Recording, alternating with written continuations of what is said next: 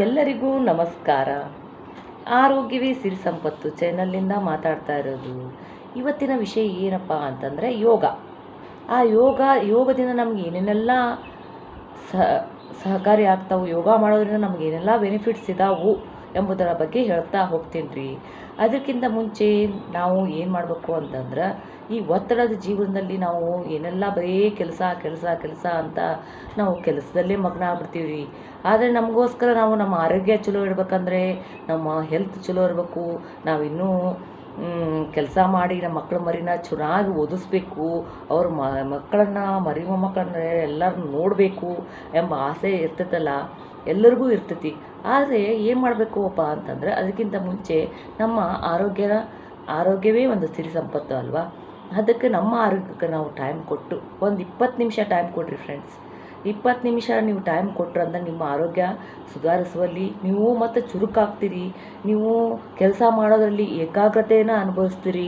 ಇಂಥದ್ರಲ್ಲಿ ನೀವು ಯೋಗ ಮಾಡೋದ್ರಿಂದ ಎಷ್ಟೆಲ್ಲ ಅನುಕೂಲತೆ ರೀ. ಎಲ್ಲ ಗೃಹಿಣಿಯರಾಗಲಿ, ಮನೆಯಲ್ಲಿರುವ ಅಜ್ಜಂದ್ರೆ ಆಗಲಿ, ವಯಸ್ಸಾದವರಾಗಲಿ, ನಿದ್ದೆ ಬರಲಾರ್ದವರಾಗಲಿ, ನಿದ್ದೆ ಬರೋಂಗಿಲ್ಲ ಕೆಲವು ಜೊತೆಗೆ ಏಕಾಗ್ರತೆನೇ ಇರೋದಿಲ್ಲ, ಕೆಲವು ಜನಕ್ಕೆ ಮಾನಸಿಕ ಒತ್ತಡ ಇರ್ತೈತಿ. ಯೋಗದಿಂದ ಎಂತೆಂಥವೆಲ್ಲ ಒಂದೊಂದು ಯೋಗಕ್ಕೆ ಒಂದೊಂದು ಅದ್ಭುತ ಗುಣಗಳು ಇದಾವೆ. ಆದ್ದರಿಂದ ನೀವು ಯೋಗಾನ ಒಂದು 15-20 ನಿಮಿಷ ನಿಮಗೆ ನೀವು ಟೈಮ್ ಕೊಟ್ಟು ನಿಮ್ಮ ಆರೋಗ್ಯ ಸುಧಾರಿಸ್ತಿ. ನಿಮ್ಮ ಆರೋಗ್ಯ ನಮ್ಮ ಕೈರೇ ಇರ್ತೈತಿ ಫ್ರೆಂಡ್ಸ್.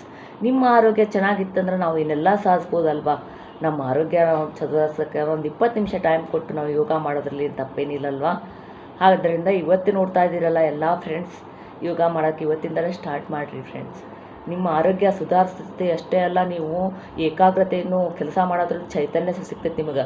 ಮನುಷ್ಯನ ದೈಹಿಕ ಮತ್ತು ಮಾನಸಿಕ, ಆಧ್ಯಾತ್ಮಿಕ ಇವೆಲ್ಲವನ್ನು ಸಮತೋಲನದಲ್ಲಿ ಇಟ್ಟುಕೊಳ್ಳೋಕೆ, ಅಭಿವೃದ್ಧಿಪಡಿಸೋಕೆ ಯೋಗ ಎಷ್ಟು ಸಹಾಯ ಮಾಡ್ತೈತಲ್ವ.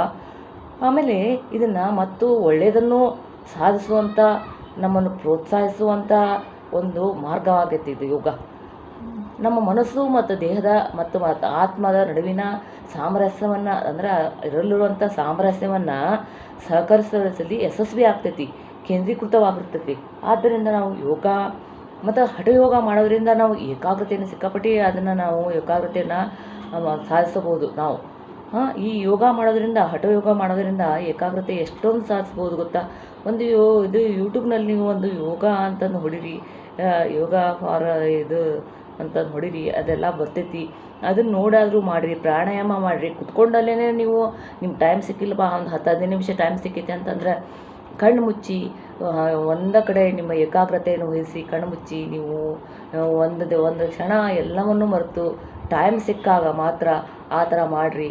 ಎಲ್ಲರ ಆಫೀಸ್ನಾಗ ಒಂದು ಸ್ವಲ್ಪ ಟೈಮ್, ಊಟಕ್ಕೆ ಟೈಮ್ ಸಿಕ್ಕಾಗ ಊಟ ಮಾಡಿ ಒಂದು 5 ನಿಮಿಷ ನೀವು ಇದ್ದಾಗ ಒಂದ್ಸಲ ಟೈಮ್ ಕೊಟ್ಟು ನೀವು ಏಕಾಗ್ರತೆಯನ್ನು ವಹಿಸಿ ಈ ಥರ ಮಾಡೋದ್ರಿಂದ ಎಲ್ಲ ಬೆನಿಫಿಟ್ಸ್ ಇದೆ ಇಲ್ಲವ ಅಲ್ವಾ. ಅದನ್ನು ಅಷ್ಟು ಮಾಡೋದ್ರಿಂದ ಮೆದುಳಿನ ಕಾರ್ಯ ಸುಧಾರಿಸ್ತೈತಿ. ಮೊದಲನೇದಾಗಿ ಮೆದುಳಿನ ಕಾರ್ಯ ಎಲ್ಲ ಚುರುಕುಗೊಳ್ತಾವೆ, ಅದನ್ನೆಲ್ಲ ಸುಧಾರಿಸ್ತಾವೆ. ಅಷ್ಟೇ ಅಲ್ಲ, ಅದು ಎರಡನೇದಾಗಿ ಶ್ವಾಸಕೋಶ, ಅಂದರೆ ನಮ್ಮ ಉಸಿರಾಟದ ಸಮಸ್ಯೆ ಏನೇನು ಇರ್ತಾವಲ್ಲ, ಶ್ವಾಸಕೋಶಕ್ಕೆ ಸಂಬಂಧಪಟ್ಟಿದ್ದು ಉಸಿರಾಟದ ಸಮಸ್ಯೆದ ಎಲ್ಲನೂ ಸುಧಾರಿಸ್ತಾವೆ. ಆಮೇಲೆ ಆತಂಕ, ಭಯ, ಖಿನ್ನತೆ ಇರ್ತೈತಿ, ಅವು ಹೋಗ್ಲಾಡ್ತೈತಿ. ನಮಗೆ ಭಯ ಅನಿಸ್ತಿರ್ತೈತಿ, ಅದನ್ನು ಎಲ್ಲ ಹೋಗ್ತೈತಿ. ರಕ್ತದ ಒತ್ತಡ ಕಡಿಮೆ ಮಾಡ್ತಿದೆ. ರಕ್ತದ ಒತ್ತಡ ಯಾರು ಜಾಸ್ತಿ ಇರ್ತೈತಲ್ಲ, ಅದರ ಹೈ ಬಿ ಪಿ ಇದ್ದವ್ರಿಗೆ ಅದನ್ನು ಸಮತೋಲನದಲ್ಲಿ ಇಡಾಕ ಇದನ್ನು ಅನುಕೂಲತೆ ಮಾಡ್ಕೊಡ್ತೈತಿ ಯೋಗ. ಮಧುಮೇಹಿಗಳಲ್ಲಿ ಮತ್ತು ಅಂದರೆ ಸಕ್ಕರೆ ಕಾಯಿಲೆ ಇರುವಂಥ ಅವ್ರಿಗೆ ರಕ್ತದಲ್ಲಿರುವ ಸಕ್ಕರೆಯನ್ನು ಕಡಿಮೆ ಮಾಡುತ್ತದೆ.